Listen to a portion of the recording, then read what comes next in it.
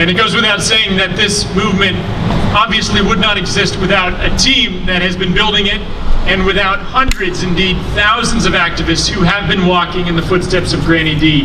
And I thank all of you for carrying this movement forward, and my team for making this happen. Our next speaker is someone who has served in our community in countless ways over many years on the Republican side of the aisle. Brad Cook is a shareholder and past president of the Sheehan, Finney, Bass & Green law firm here in Manchester. He's served on countless commissions and boards, including as chair currently of the New Hampshire Ballot Law Commission and as past chair of the Citizen-Funded Elections Task Force that recommended a sweeping overhaul of New Hampshire's campaign finance laws that has yet to pass, but that will pass in time.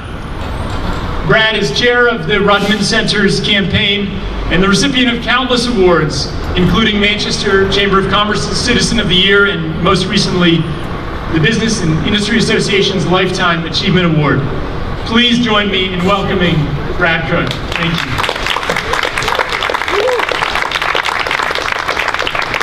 Thank you, Dan. One of the beauties of following Paul Revere is you don't feel as old, because he's pretty old. And one of the beauties of following Dan Weeks and John Broderick is they've said everything you were going to say. So I thought I'd say a couple of things that they didn't say, which are how quickly politics has changed. One of the things we don't think about when we talk about money in politics is what good people aren't running because of the money in politics. What good people don't want to spend 50 to 70% of their day calling people up and begging for money. What people don't want to have to raise $100 million to run for this, that, or the next thing, and what people just feel unclean doing it. And you don't know the answer to that question, although I've got some evidence because I've had some people that I've asked to run from office and they said, I can't do that stuff, and I won't do that stuff. In 1980, which to some of you seems like a long time ago and to some of us seems like yesterday, we ran a campaign for a law partner of mine named Warren Rudman, who wanted to run for the Senate, and in February, he came down the hall and said to a bunch of people, let's start a campaign for the Senate. And we started by driving to Plymouth, New Hampshire, and had 4 people in a room, and the next year he was elected to the United States Senate, having pledged to take no PAC money, Bravo! And having pledged to do it for $300,000 or $400,000, and we did it. We mimeographed materials, we walked the streets, we did it citizen by citizen. We didn't have printouts that said, don't go to that house, they might be a Democrat.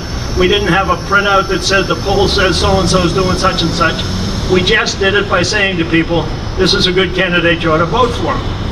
That's not the way it is today. I read the paper last Sunday about the analysis of the presidential candidates and who had a chance and who didn't have a chance.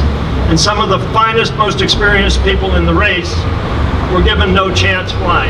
Not because they didn't have ideas, not because they didn't have experience, not because of all the things we should be thinking about. It was because they hadn't raised as much money or they didn't have as big a personal bank account. That's just wrong. We know there's going to be money in politics. It takes money for politics.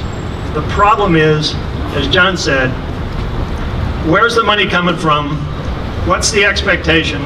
And unless it's transparent on what's going on, and unless there are limitations put on it, we're all in trouble.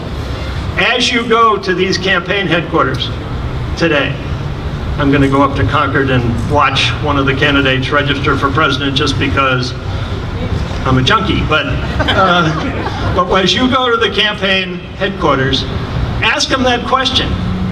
I disagree that it's not the most important issue. It's the frame on the picture. It's the thing that surrounds the whole process.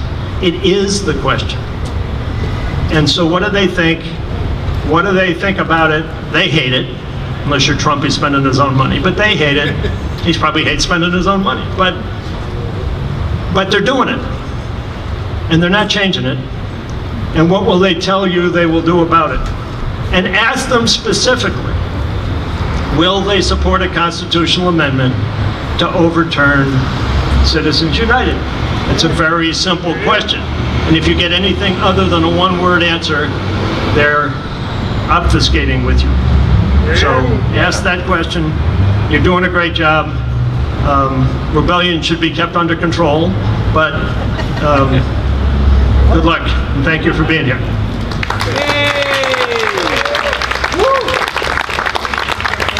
Thank you so much, Brad Cook.